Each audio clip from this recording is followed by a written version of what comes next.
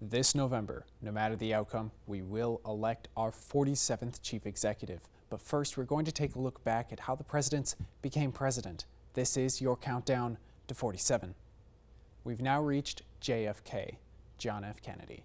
Prior to becoming the 35th president, JFK attended Harvard and graduated in 1940. He then enlisted in the Navy, and the United States entered World War II in December of 1941. After completion of naval training, a young Ensign Kennedy was whisked to the Pacific. On August 1, 1943, Kennedy was on board the PT-109 when it was split in two and sunk after it was rammed into by a Japanese destroyer.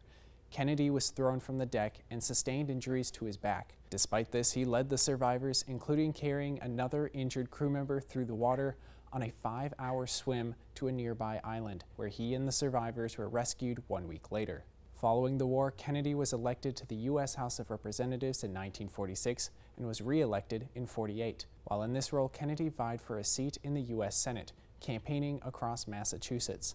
In 1952, his years of campaigning paid off with his election victory over the incumbent Republican senator.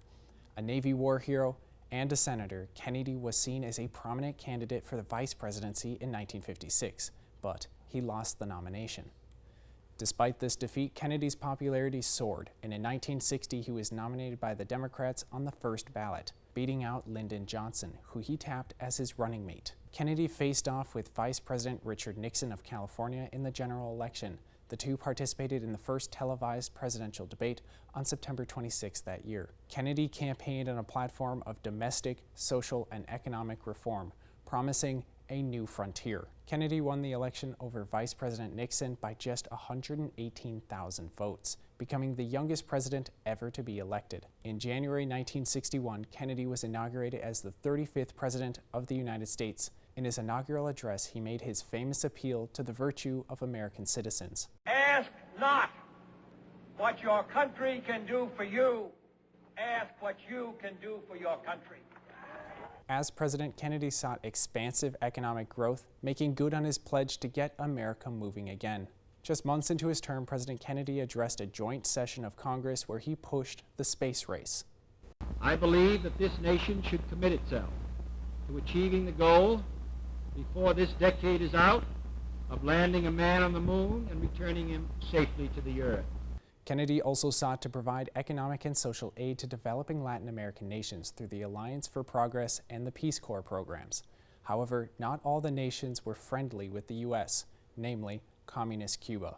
Later that year, JFK gave the go-ahead for a CIA plan to invade Cuba. However, the invasion was a failure and negatively influenced relations with the neighboring island nation as well as with the Soviets. These tensions led to the raising of the Berlin Wall, separating the U.S.-influenced western part from the Soviet-controlled east. These tensions came to a head in October of 1962 when U.S. intelligence discovered the Soviets' pursuit of installing nuclear missiles in Cuba. The Cuban Missile Crisis was a nearly 2-week stalemate where the threat of a direct conflict with the Soviets and a nuclear war was the highest it has ever been.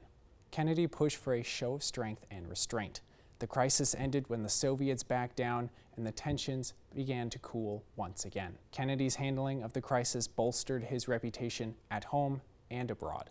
President Kennedy also took action toward the cause of equal rights, calling for new civil rights legislation, eventually culminating in the Civil Rights Act of 1964. JFK, eyeing for re-election, sought to drum up support for his new frontier policies. On November 22, 1963, President Kennedy traveled to Dallas, Texas as part of a 2-day tour of the state. Kennedy was riding in a motorcade with his wife Jacqueline, Texas Governor John Connally, and his wife when 3 shots rang out. The second and third bullets hit the president.